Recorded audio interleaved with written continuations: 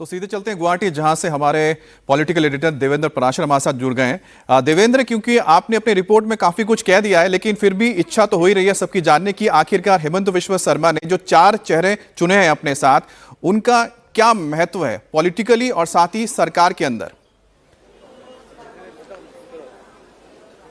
क्योंकि ये बहुत छोटा मंत्रिमंडल रखा जा रहा है और ये पैटर्न हम लोग देख रहे हैं कि बिहार में भी हुआ, बंगाल में भी हुआ और आज एक बार फिर से असम में भी बीजेपी इस काम को कर रही है कि जब मुख्यमंत्री पद एवं गोपनीयता की शपथ लेंगे तो उनके साथ एक छोटा मंत्रिमंडल, और आज के डेट में असम में सिर्फ 4 लोग मंत्रिपरिषद में होंगे, फिर आगे विस्तार किया जाएगा जल्दी। और इन नामों के हिसाब से अगर आप बात कर लें तो बीजेपी ने भले ही अपने दम पर मेजॉरिटी हासिल कर लिया असम के चुनाव में, लेकिन क्योंकि चुनाव से पहले एनडीए गठबंधन में जो घटक दल थे उनको एक बार फिर से शामिल किया जा रहा है। इसमें अतुल बोरा की अगर बात करें तो एजेपी के वैसे नेताओं में वो हैं जो कि एजीपी के रीजनल आइडेंटिटी को बरकरार रखते हुए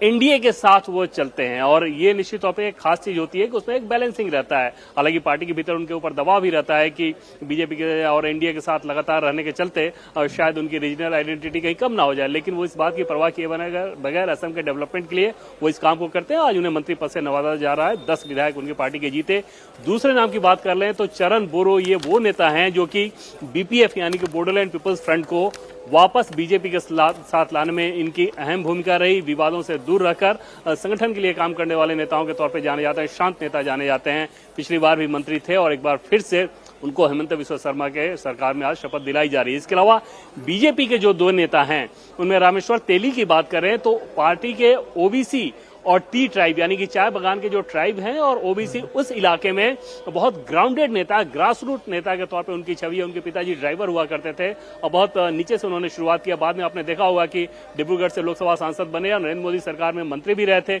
जब सर्बानंद सोनोवाल मुख्यमंत्री नहीं रहे, हेमंत बिस्वा शर्मा बने, तो सर्बानंद सोनोवाल को उस सीट से वापस लड़ाया गया और तब रामेश्वर तेली को राज्यसभा भेजा गया। उसके बाद में वापस उनको राज्य के पॉलिटिक्स में ला गया और वहां से विधायक बने हैं वो, और आज वो मंत्री पद की भी शपथ लेंगे।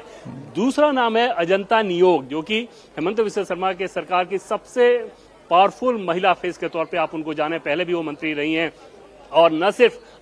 हेमंत बिस्वा शर्मा सरकार के बल्कि असम में जो नेता हैं उनमें सबसे पावरफुल महिला फेस उनके तौर पे उनको जाना जाता है। बहुत कुशल एडमिनिस्ट्रेटर हैं। उनके पति पहले हुआ करते थे पॉलिटिक्स में, उल्फा हिंसा में जब उनकी हत्या हो गई उसके बाद वो पॉलिटिक्स में आई, और तरुण गोगोई की बहुत खास मानी जाती थी, बहुत अच्छा काम करती थी। वो बेहद भरोसेमंद नेताओं में से थी तरुण गोगोई की, जिस प्रकार से उस समय हेमंत बिस्वा शर्मा थे। 2020 में उन्होंने छोड़ा कांग्रेस पार्टी और हेमंत बिस्वा शर्मा के साथ आई, और उसके बाद उन्होंने वित्त मंत्री बनाया गया था 2021 में, और एक बार फिर से उनको सरकार में शामिल किया जा रहा है और माना यही जा रहा है कि इसी तरह का महकमा उनको आगे भी दिया जाएगा। तो ये वो जो 4 चेहरे हैं जो हेमंत बिस्वा शर्मा के साथ आज शपथ लेंगे। लेकिन जो सबसे बड़ी और खास बात है अमित, वो ये कि हेमंत बिस्वा शर्मा का लगातार दूसरी बार मुख्यमंत्री की शपथ लेना और बीजेपी का लगातार तीसरी बार शपथ लेना, और उसमें जो सबसे बड़ी वजह के तौर पे अगर आप बात करें तो लोग 2 ही चीज बता रहे हैं। एक तो ये कि डेवलपमेंट इंफ्रास्ट्रक्चर हो या वेलफेयर स्कीम हो, और दूसरी चीज कि नरेंद्र मोदी के दिल्ली आने के बाद